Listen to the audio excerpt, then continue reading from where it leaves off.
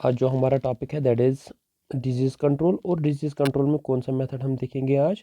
Biological method. अभी तक हमने देखा फिजिकल मेथड, देखा केमिकल मेथड, देखा प्लांट क्वारंटाइन, देखा सीड सर्टिफिकेशन, देखा। नेक्स्ट जो मेथड है that is biological method. Biological method इसमें क्या होता है? यहाँ पे लिविंग ऑर्गेनिज्म का यूज़ होता है। किसका यूज़ होता है? लिविंग ऑर्गेनिज्म का यूज़ होता है। किस लिए? To control disease. To control disease. यहाँ पे ना तो कोई केमिकल ना तो कोई और मेथड, यहाँ पे सीधे लिविंग ऑर्गेनिज्म का यूज होता है डिजीज को कंट्रोल करने के लिए। ठीक। और ये लिविंग ऑर्गेनिज्म कौन से होते हैं? ये कुछ बेनिफिशियल लिविंग ऑर्गेनिज्म्स होते हैं। बेनिफिशियल, जो क्रॉप को डैमेज नहीं पहुंचाते, बल्कि ये ऐसे माइक्रोब्स होते हैं, ऐसे माइक्रो ऑर्गेनिज्म्स होते हैं या बाकी ऑर्गेनिज्म्स होते हैं जो बाकी पैथोजन्स को डैमेज करते हैं, न कि क्रॉप को डैमेज करते हैं। माइक्रोब्स बोलो या प्रीडेटर्स बोलो या एंटागोनिस्ट्स बोलो। एंटागोनिस्ट जो अगेंस्ट किसी के काम कर, एंटागोनिस्ट्स। या तो ये सीधे ये माइक्रोब्स दूसरे पैथोजन को कंट्रोल करते हैं, या इनके जो प्रोडक्ट्स है, चाहे केमिकल होगा या कोई और, ठीक, वो प्रोडक्ट क्या होता है? Eco friendly product. केमिकल वगैरह कुछ भी हो सकता है, इको फ्रेंडली प्रोडक्ट होता है जो किसको कंट्रोल करता है? जो पैथोजन को कंट्रोल करता है। तो हमें क्या फ़ायदा मिलता है? हमें लिविंग ऑर्गेनिज्म का यूज़ करके पैथोजन से छुटकारा मिलता है। ये मेथड की बात करो, एक इको फ्रेंडली मेथड है, कोई डैमेज इससे नहीं होता है, इको फ्रेंडली मेथड है। और इको फ्रेंडली होने के साथ साथ एक सस्टेनेबल मेथड है। सस्टेनेबल सस्टेनेबल मेथड है ये, जिसकी वजह से हम डिजीज़ को कंट्रोल कर सकते हैं। अब अगर इसके मैकेनिज्म की बात की जाए, mechanism of biological control, mechanism of biological mechanism of biological control. पहला मैकेनिज्म इसमें देखेंगे कैसे कैसे लिविंग ऑर्गेनिज्म हमें फ़ायदा पहुंचाते हैं। पहला जो है दैट इज़ एंटागोनिज्म। एंटागोनिज्म में क्या होता है? कुछ beneficial micro organisms, beneficial micro organisms friend भी होते हैं, माइक्रो ऑर्गेनिज्म्स दुश्मन भी होते हैं। कुछ बेनिफिशियल माइक्रो ऑर्गेनिज्म्स या माइक्रो ऑर्गेनिज्म्स, ये क्या काम करते हैं? ये इनहिबिट करते हैं, रोकते हैं बाकी पैथोजेनस की ग्रोथ को, बाकी पैथोजेनस की ग्रोथ को इनके साथ सीधे इंटरेक्ट करते हैं। इंटरेक्ट करने के बाद जो बाकी पैथोजेनस होते हैं, इनकी ग्रोथ को रोक देते हैं। कैसे रोक देते हैं बाकी पैथोजेनस की ग्रोथ को? कैसे रोकते हैं? By production of antimicrobial compounds. कुछ बैक्टीरिया या कुछ यूजफुल बैक्टीरिया ऐसे होते हैं जो कुछ antimicrobial bacteria products secrete करते हैं, जिसकी वजह से जो पैथोजन है उनकी ग्रोथ रुकती है। जैसे कुछ माइक्रोब जो है वो एंटीबायोटिक्स प्रोड्यूस करते हैं। एंटीबायोटिक्स ऐसे केमिकल्स होते हैं जो हम लिविंग ऑर्गेनिज्म से एक्सट्रैक्ट करते हैं और फिर लिविंग ऑर्गेनिज्म या माइक्रो ऑर्गेनिज्म के खिलाफ ही यूज़ करते हैं। ठीक। कुछ बैक्टीरिया या माइक्रोब जो है एंटीबायोटिक्स सिक्रेट करते हैं, या कुछ एंजाइम्स या कुछ टॉक्सिन्स, ये किन से निकलते हैं? Micro organism. और इनकी वजह से बाकी जो पैथोजेंस होते हैं उनकी ग्रोथ सप्रेस होती है, सप्रेस करते हैं ये किसको? पैथोजन को। तो एंटीबायोटिक निकाला भी किससे? माइक्रो ऑर्गेनिज्म से, और इसकी वजह से ग्रोथ किसकी रुकी? दूसरे माइक्रो ऑर्गेनिज्म। एग्जाम्पल की बात करें, जैसे ट्राइकोडर्मा स्पीशीज है, ट्राइकोडर्मा स्पीशीज, ठीक, ये क्या प्रोड्यूस करते हैं? They produce streptomycin. ये स्ट्रिप्टोमाइसिन प्रोड्यूस करते हैं। और स्ट्रिप्टोमाइसिन क्या करता है? ये इनहिबिट करता है, ये रोकता है, इनहिबिट माइक्रोबियल ग्रोथ। ये माइक्रोबियल ग्रोथ को रोकता है, microbial growth, inhibit microbial growth. ठीक। दूसरा मेथड, ये तो था पहला, antagonistic production of antimicrobial compounds. दूसरा मेथड इसमें है, एक इंपॉर्टेंट मेथड है, that is hyper parasitism. Hyper parasitism, hyper parasitism. Hyper parasitism में क्या होता है? फॉर एग्जांपल, ये हमारा एप्पल ट्री है। इस एप्पल ट्री के ऊपर कोई इंसेक्ट या कोई पैथोजन आया है, तो ये पैथोजन हमारे एप्पल ट्री के लिए पैरासाइट आता है। लेकिन कुछ ऑर्गेनिज्म ऐसे होते हैं जो हमारे एप्पल ट्री को नहीं बल्कि वो इस पैथोजन के ऊपर फीड करते हैं। मान लो यहाँ पे सी है, वो इसके ऊपर फीड गए। ये तो हमारे लिए पैथोजन था, हमारे क्रॉप के लिए, लेकिन इसके लिए ये पैथोजन है। तो जब ये वाला इसको डैमेज करेगा, इसकी वजह से हमारा जो क्रॉप है वो खुद ब खुद बच जाएगा। तो इसी तरह से कुछ बेनिफिशियल, क्योंकि कुछ फंजे हार्मफुल होते हैं, कुछ होते हैं बेनिफिशियल। कुछ बेनिफिशियल फंजे या बैक्टीरिया वो क्या काम करते हैं, वो पैरासाइट बन जाते हैं, जिसको हम बोलते हैं पैरासिटाइज। वो पैरासाइट बन जाते हैं और उसके बाद क्या होता है, वो डिस्ट्रॉय करते हैं, किसको डिस्ट्रॉय करते हैं, पैथोजन को। वो डिस्ट्रॉय करते हैं किसको, पैथोजन को। एग्जाम्पल्स की बात करें जहाँ पे ऐसा होता है, ट्राइकोडर्मा स्पीशीज। फिर से ये जो ट्राइकोडर्मा, आजकल ये ट्राइकोडर्मा मार्केट में भी अवेलेबल होता है, तो आप इसको खरीदते हो, फिर ज़मीन के अंदर इसको ऐड करते हो। ये किसको पैरास्टाइज करता है, कुछ फंगल पैथोजेनस को, कुछ फंगल पैथोजेनस को। ठीक, जैसे फॉर एग्जांपल राइजोक्टोनिया, और राइजोक्टोनिया के अलावा कुछ और स्पीशीज है, सिक्लोरोशियम रॉप्सी, सिक्लोरोशियम रॉप्सी। ये कुछ ट्राइकोडर्मा स्पीशीज है जो पैरासाइट किनका है, राइजोक्टोनिया है या सिक्लोरोशियम रॉप्सी है। और ये सिक्लोरोशियम रॉप्सी इन टर्न हमारे क्रॉप्स को डैमेज करते हैं। नेक्स्ट तो ये तो था एंटागोनिज्म। दूसरा है that is competition.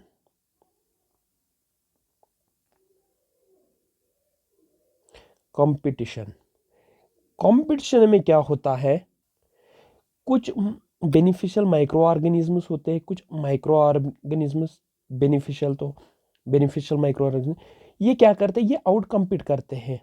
Out compete किसके लिए आउट कम्पीट करते हैं, फूड के लिए, बाकी रिसोर्सेज के लिए, स्पेस के लिए, किनको, जो कुछ पैथोजेनस होते हैं जो हमारे प्लांट को क्या करते हैं, डिजीज काज करते हैं।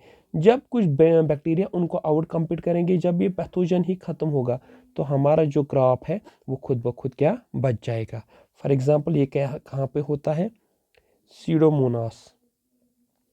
फॉर एग्जांपल सीडोमोनास फ्लोरेसेंस जो है, ये किसके साथ compete करता है, ये compete करता है सॉइल बॉर्न पैथोजेनस के साथ। सॉइल बॉर्न पैथोजेनस, ये सॉइल बॉर्न पैथोजन के साथ compete करता है, किसके लिए, आयरन के लिए। ठीक, और ये कैसे इसके साथ compete करता है, ये प्रोड्यूस करता है साइडेरोफोरस। ये साइडेरोफोरस प्रोड्यूस करता है, जिसकी वजह से क्या है, जो सॉइल बॉर्न पैथोजन है वो इसके साथ compete नहीं कर पाते हैं।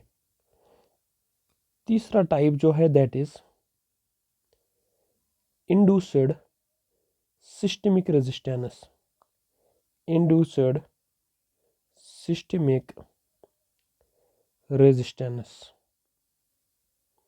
ISR शॉर्ट में इसको पढ़ते हैं ISR। तो यहाँ पे क्या होता है, कुछ माइक्रो ऑर्गेनिज्म्स ये क्या करते हैं, ये हमारे प्लांट को ट्रिगर करते हैं। क्या करते हैं ट्रिगर, जो हमारे प्लांट का डिफेंस मैकेनिज्म होता है, इसको ट्रिगर करते हैं, ताकि ये प्लांट जो है ये अपनी जो डिफेंस मैकेनिज्म है ये उसको एनहेंस करे या रेजिस्ट करे डिजीज को, ये डिजीज को रेजिस्ट करे। फॉर एग्जांपल इसकी एग्जांपल क्या है, एक माइक्रो ऑर्गेनिज्म है दैट इज एक बैक्टीरिया बैसिलस सैटलिस है, और सीडोमोनास प्यूटिडा है, और बैसिलस सैटलिस है। ये क्या करते हैं, ये इंड्यूस करते हैं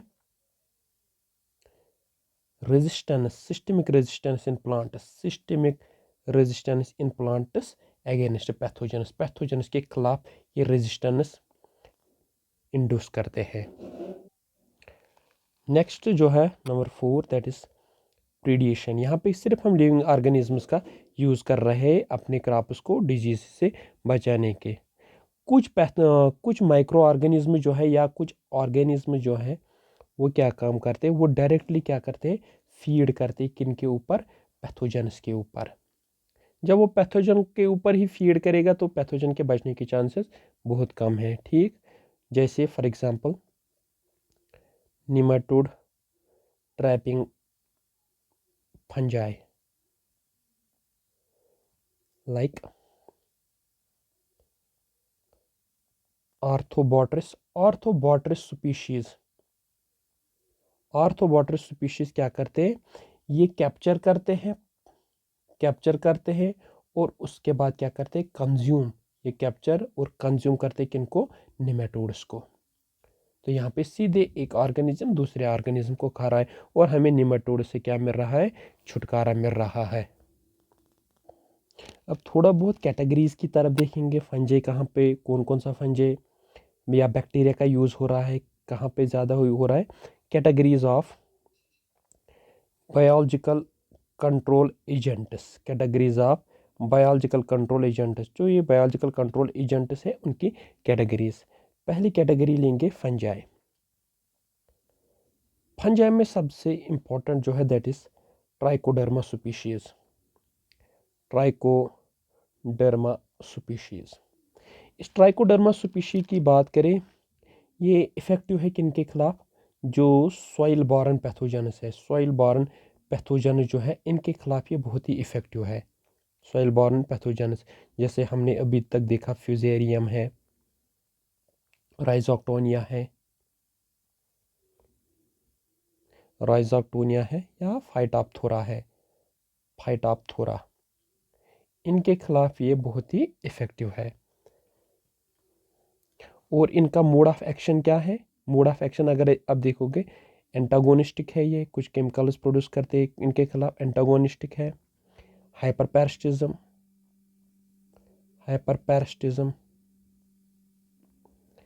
या कंपटीशन लगाते हैं, आउट कम्पीट करते हैं बाकी को। दूसरी एक स्पीशीज है दिस इज ट्राइकोडर्मा। दूसरी एक स्पीशीज है दैट इज गिलियोकैलेडियम। गिलियोकैलेडियम एक और स्पीशीज है।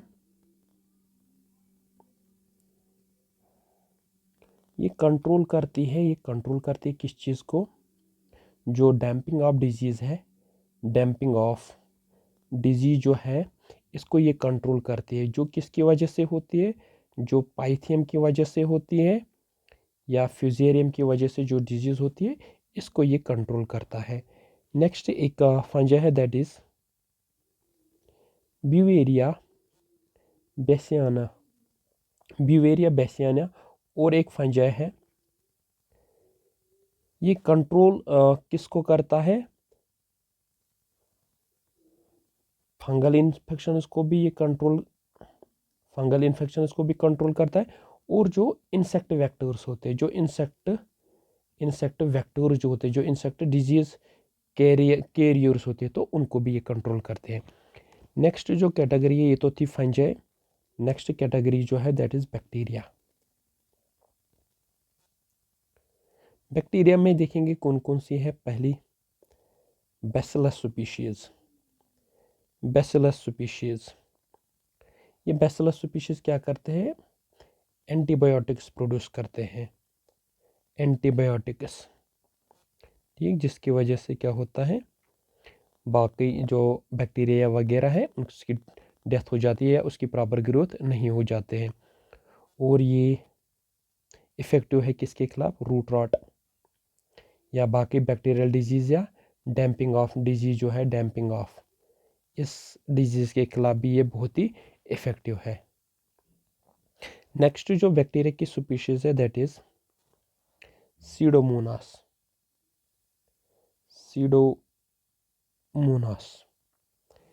सीडोमोनास फ्लोरिसेंस है। ये क्या काम करता है, जो अभी हमने ऊपर डिस्कस किया, ये सॉइल बॉर्न पैथोजेंस को कंट्रोल करता है। ये किसके खिलाफ है, ये पाइथियम स्पीशीज के खिलाफ बहुत काम करता है। पाइथियम स्पीशीज या राइजोक्टोनिया सोलनी, इसके खिलाफ भी ये बहुत इफ़ेक्टिव है। नेक्स्ट है एगरोबैक्टीरियम।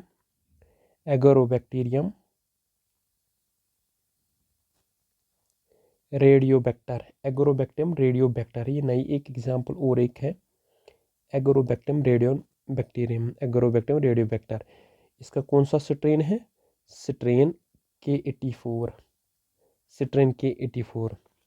तो ये यूज़ किया जाता है जो क्राउन गॉल डिजीज़ है, crown gall disease, crown gall disease जो एगोरोबैक्टीरियम ट्यूमिफेशियम्स की वजह से ये होती है, तो उसको एगोरोबैक्टीरियम रेडियोबैक्टर कंट्रोल करता है। नेक्स्ट जो है दैट इज़ वायरसेस। बैक्टीरिया और फंजी तो आ गए, नेक्स्ट है वायरसेस। इसमें पहला है दैट इज़ हाइपोवायरुलेंस। तो हाइपोवायरुलेंस में क्या हम यूज़ करते हैं, यहाँ पे यूज़ किया जाता है हाइपोवायरुलेंट, हाइपोवायरुलेंट स्ट्रेन्स, हाइपोवायरुलेंट स्ट्रेन्स।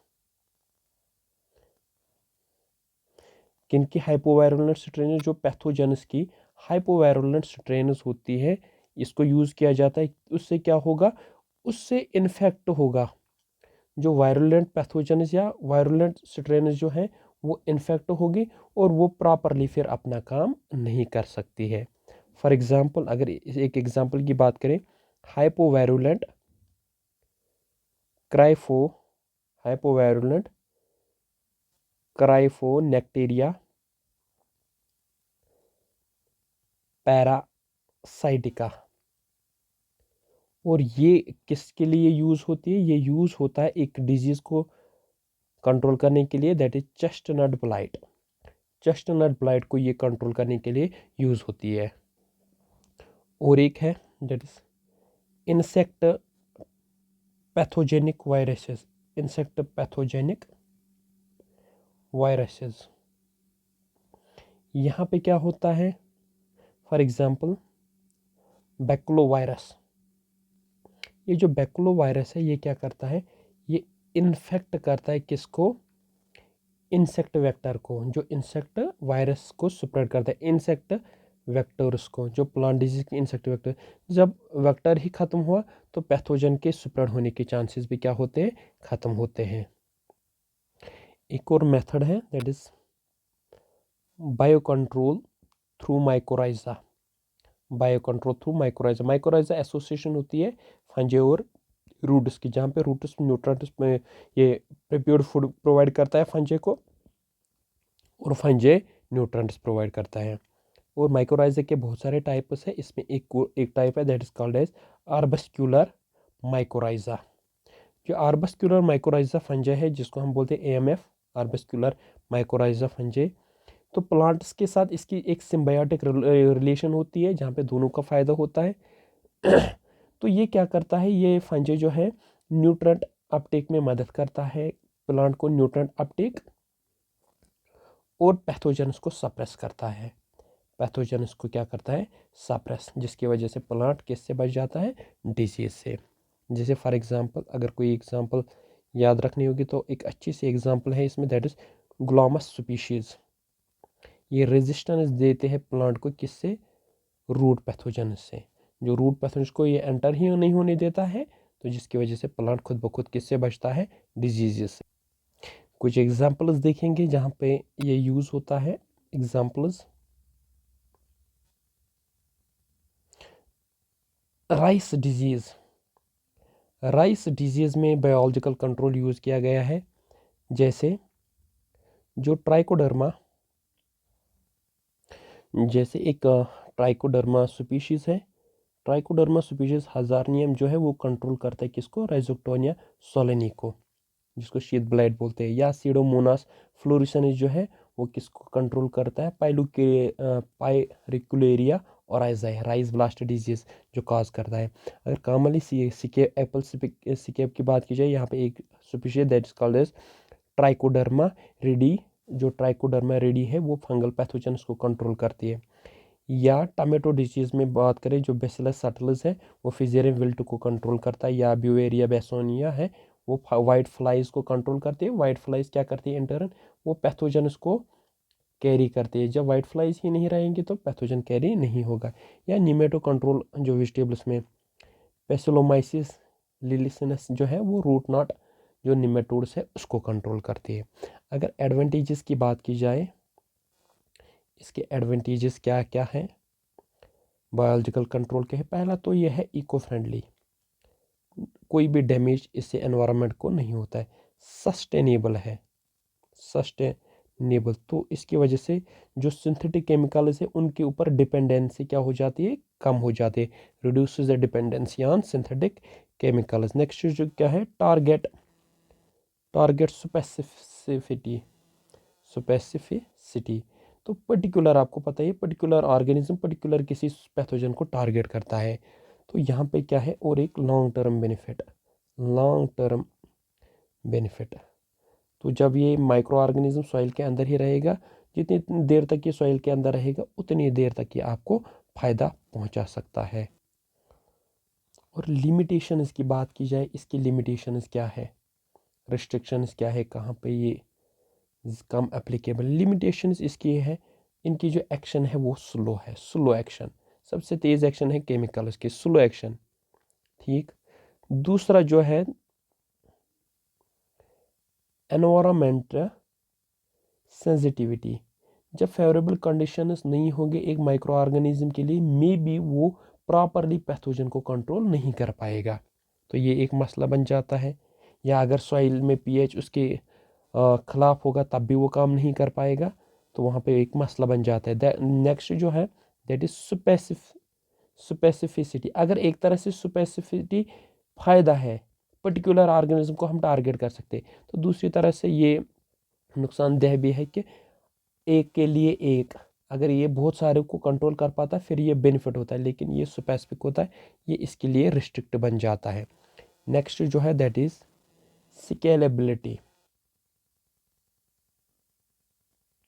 इनको ये बहुत ही कम क्वांटिटी में होते हैं, कमर्शियली इनको प्रोड्यूस करना, कमर्शियली जैसे खाद वगैरह को प्रोड्यूस करते, कमर्शियली इनको प्रोड्यूस करना बहुत डिफ़िकल्ट है, और ये कॉस्टली बन जाएगा अगर ऐसा होता भी है।